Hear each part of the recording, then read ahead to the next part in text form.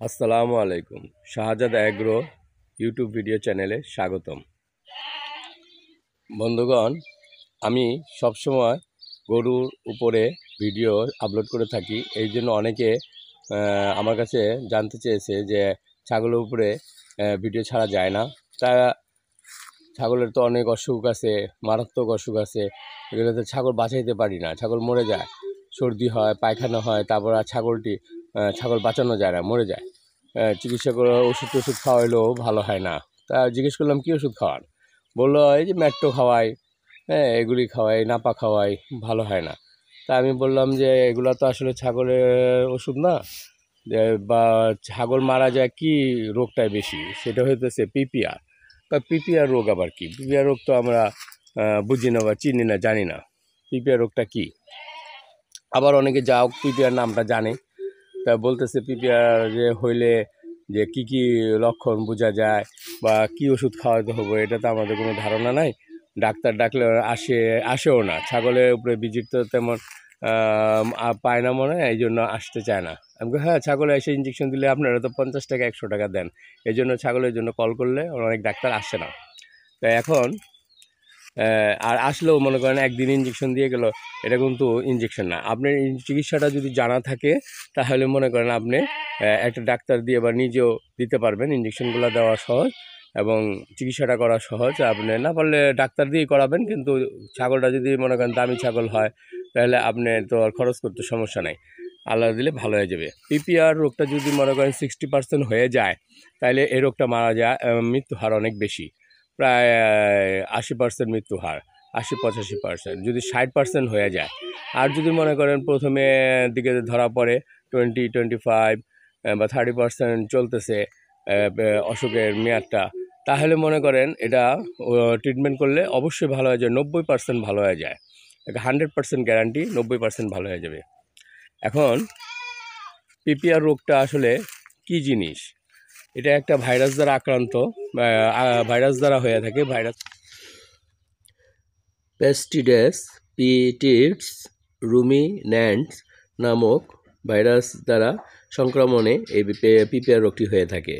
এই রোগটি সর্বপ্রথম ধরা পড়ে 1942 সালে আইভরি কোস্টে ধরা পড়ে। এরপর বিশ্বে 70টি দেশে এই রোগটি ছড়িয়ে পড়ে। বাংলাদেশে এই রোগটি আসে 1993 সালে মেহেরপুরে দেখা দেয়। তারপরে আস্তে আস্তে এটা সব জেলায় মোটামুটি ছড়িয়ে পড়ছে। এটার একমাত্র প্রতিরোধ হইতেছে ভ্যাকসিন দেওয়া। বছরে একবার ভ্যাকসিন দেবেন, তাহলে রোগ থেকে আপনি নিশ্চিন্ত হবেন। হ্যাঁ, 1 বছর নিশ্চিন্ত থাকবেন। ভ্যাকসিনটা মনে করে দিয়ে দিবেন, আপনি নিজেই পারবেন ভ্যাকসিনটা দিতে, চামড়ার নিচে দেওয়া হয়। এবং আপনি ওই প্রাণী সম্পদ অধিদপ্তর থেকে আনবেন, অথবা বাইরেও পাওয়া যায় অন্যান্য কোম্পানির। আপনি এই ভ্যাকসিনটা এনে দিবেন, যদি না পারেন এটা চিকিৎসক দিয়ে, ভেটেরিনারি চিকিৎসক দিয়ে নেবেন, তাহলে আপনার ছাগলটি নিরাপদ থাকবে। এই রোগের জীবাণু শরীরের মধ্যে প্রবেশ করার 3 থেকে 6 দিনের মধ্যে এর লক্ষণগুলা প্রকাশ পায়। মানে লক্ষণগুলা কি? আপনি কি দেখলে বুঝবেন যে আপনার ছাগলটি এই পিপিআর রোগে আক্রান্ত হয়েছে? তাপমাত্রা হঠাৎ বেড়ে যাবে 105 থেকে 107 ডিগ্রি পর্যন্ত, 105 থেকে 107 ডিগ্রি পর্যন্ত আপনার তাপমাত্রা উঠে যাবে। প্রচুর জ্বর হবে। আর নাক মুখ চোখ দিয়ে অনবরত পানির মতো সর্দি পড়তে থাকবে, পানি ঝরতে থাকবে। নাক মুখ চোখ ফুলে যাবে। দাঁতের মাড়ির মাংসপেশিতে ঘা হবে, দাঁতের মাড়ির ফাঁকে, তালুতে, ঠোঁটে, জিহ্বায় ক্ষত হবে। আক্রান্ত ছাগল বা খাসিটি আপনার পায়খানা দেখবেন প্রথম গোবর করে, গরুর মতো গোবর করবে।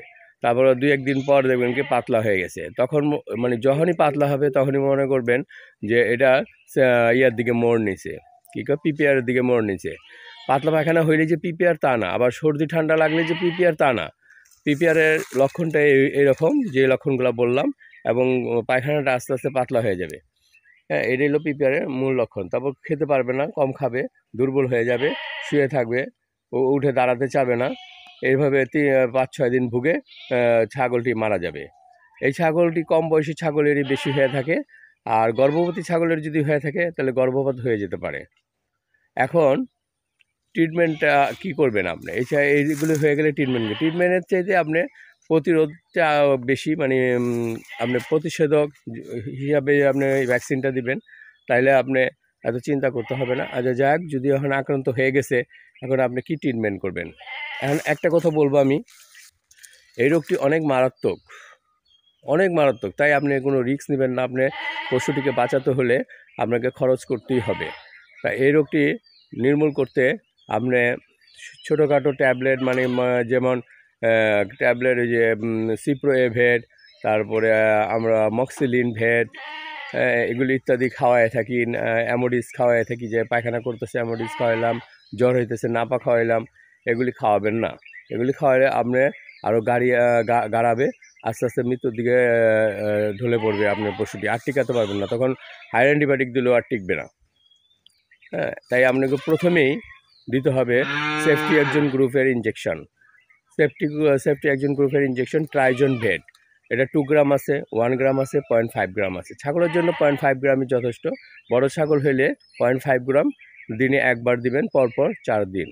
আর যদি ছোট হয়, বাচ্চা হয়, যেমন 1-2 মাসের বাচ্চা হয়, তাহলে ওটাকে 0.5 গ্রামের অর্ধেক দিবেন, আর অর্ধেক আরেকটা রেখে দিবেন, বা নাহলে রেখে দিবেন ফ্রিজে, পরের দিন দিবেন। এইভাবে আপনি ট্রিটমেন্ট করবেন। বড় ছাগল হলে 0.5 গ্রামে একবারই দিবেন, পরপর 3 দিন দিবেন। সাথে আপনি টলফাভেট ইঞ্জেকশন 2 থেকে 3 ml করে দিবেন একবার, দিনে একবার, পরপর 4 দিন। আর দেখুন, ফেনাড্রিল একটা ইঞ্জেকশন আছে, ফেনাড্রিল। এই ফেনাড্রিল দিবেন 3 ml করে ছাগলকে দিবেন। বড় ছাগল হোক, মিডিয়াম ছাগল হোক, বা ছোট ছাগল হোক, 3 ml করে দিবেন, বা 3 cc করে দিবেন প্রতি দিনে একবার, পরপর 4 দিন। আর মানুষের সিরাপ আছে অ্যামোডিস সিরাপ, বাচ্চাদের জন্য অ্যামোডিস সিরাপ। এই অ্যামোডিস সিরাপটা বড় ছাগল হোক, মিডিয়াম ছাগল হোক, ছোট ছাগল হোক, 1 চামচ করে দিনে 2 বার খাওয়াবেন অ্যামোডিস সিরাপ। আর অ্যামোডিস সিরাপের পাশাপাশি আপনি নাপা সিরাপটা দিবেন, ওটাও 1 চামচ করে দিনে 2 বার দিবেন। এই হলো আপনার চিকিৎসা। ইনশাল্লাহ আপনার ছাগল সুস্থ হয়ে যাবে খুব তাড়াতাড়ি।